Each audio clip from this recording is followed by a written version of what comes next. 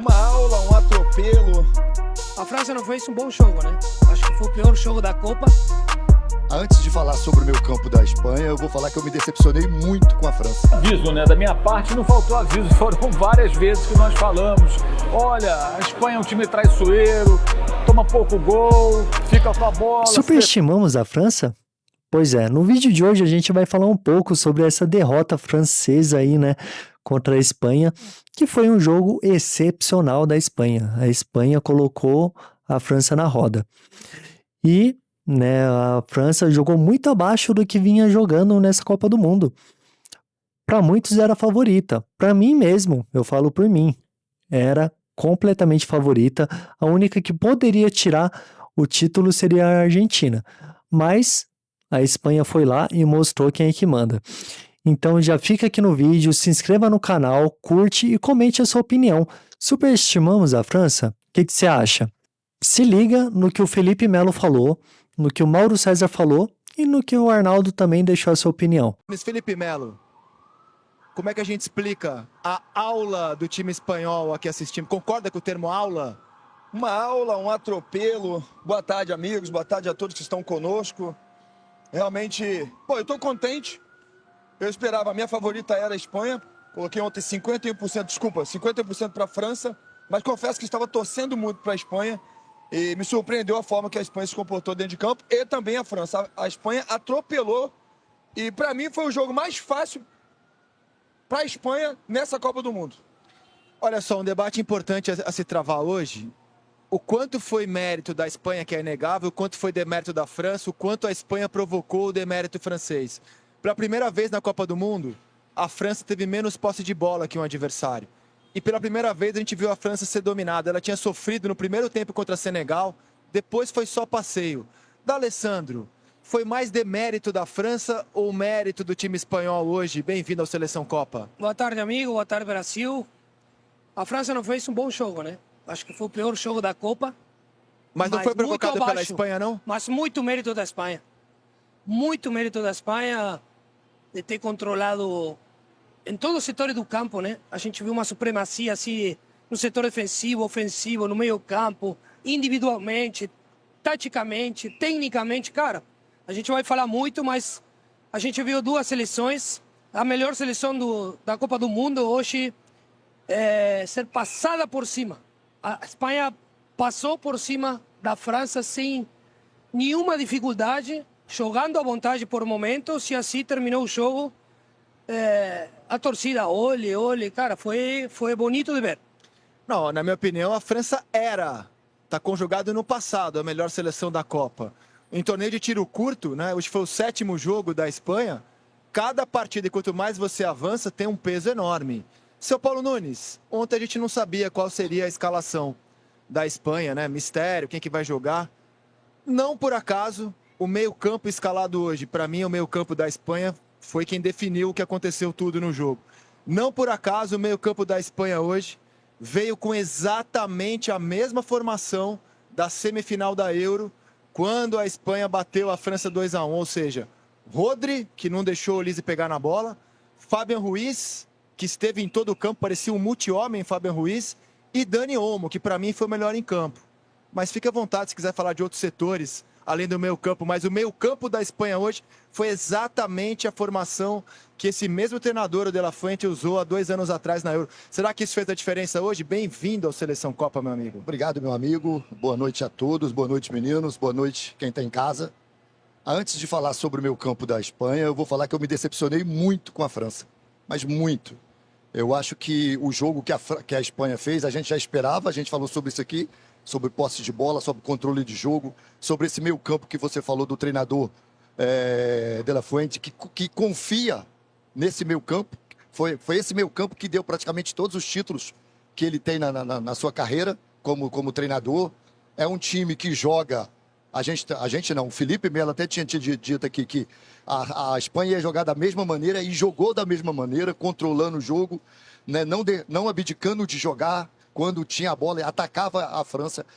Agora, a França, tecnicamente, cara, é uma coisa absurda. Tecnicamente, com domínio, com passe, com finalização, com virada de jogo, ela errou tudo. Isso quer dizer que a Espanha trouxe dificuldade? Trouxe. Mas, tecnicamente, eu achei a seleção da França muito abaixo. Então, mas muito será abaixo que de um não jogo. foi... Ó, eu tenho queria uma- fazer um contraponto. Será que não foi a seleção espanhola que fez a França... Eu quero chegar nesse ponto. Quero Sim. chegar nesse ponto. Concordo com tudo que os meninos disseram. Todos vocês disseram, concordem, sim, 100%. Lembra que ontem nós falamos, principalmente nos duelos, que nós vamos falar logo mais, com o Kurela, que ele entra na mente do adversário? A França, a Espanha, entrou na mente da França.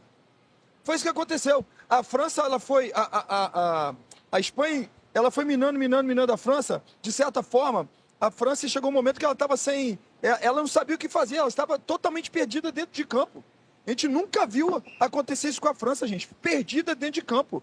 O olé foi cantado no final, mas já do início, no meio do primeiro tempo, já estava já sendo uma toqueira da Espanha, a Espanha botando, fazendo o que queria com a França.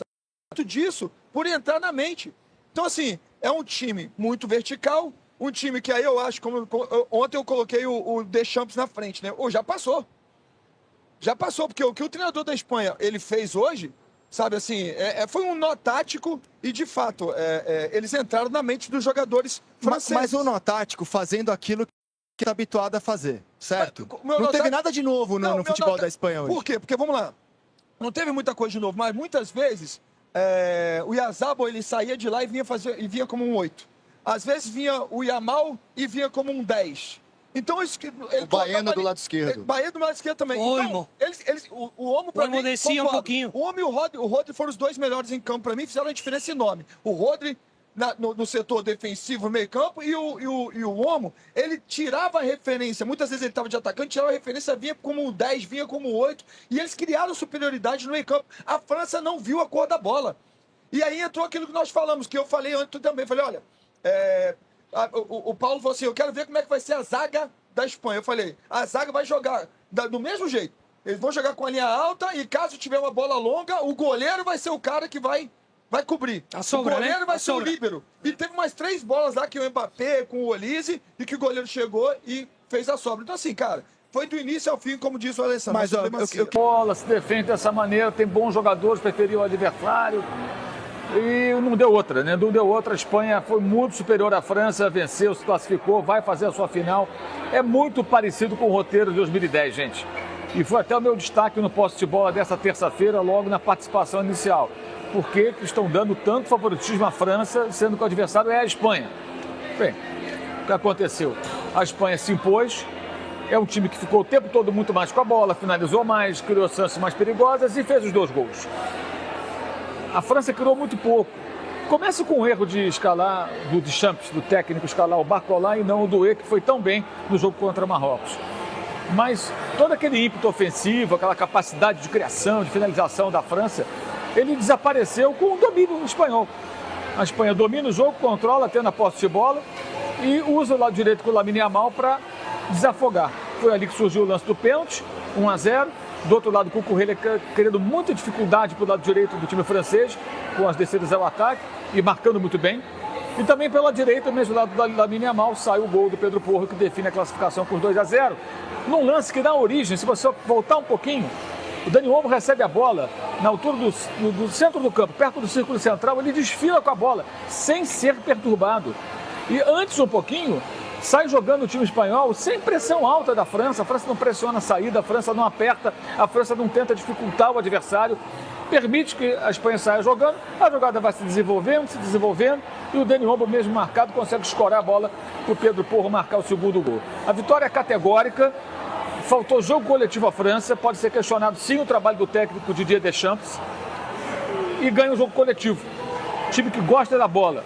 Vou repetir, o time que gosta da bola está na final de uma Copa em que o Brasil, que sempre foi apaixonado por ela, com seu técnico Carlo Ancelotti, um italiano, nada contra os italianos, mas só registrando um técnico italiano, como se fosse um time italiano da velha escola, sabe, da velha escola, defensivista, a Itália que está precisando mudar seu futebol por razões óbvias, não vai a 3 Copas seguidas, o Brasil rejeitou a bola.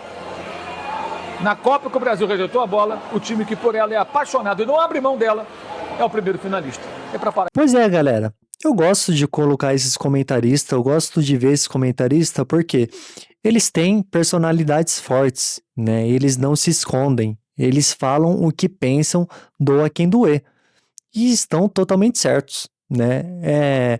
Você não precisa concordar 100% com a opinião deles, mas são caras de personalidade.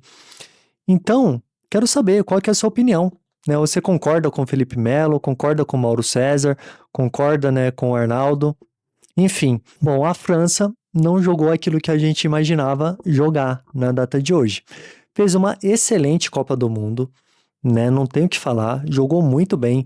A Espanha é uma seleção que só tomou um gol, né, nessa Copa, ganhou todos os jogos, só teve um empate 0-0 contra o Cabo Verde, porém não é uma seleção que encanta, não é uma seleção que você gosta de ver jogar, mas é uma seleção que tem garra e que mostra o controle da partida. Não precisa jogar bonito para ser campeão. E a Espanha é a prova viva, né? Ela não tá jogando bonito, mas está conseguindo resultados.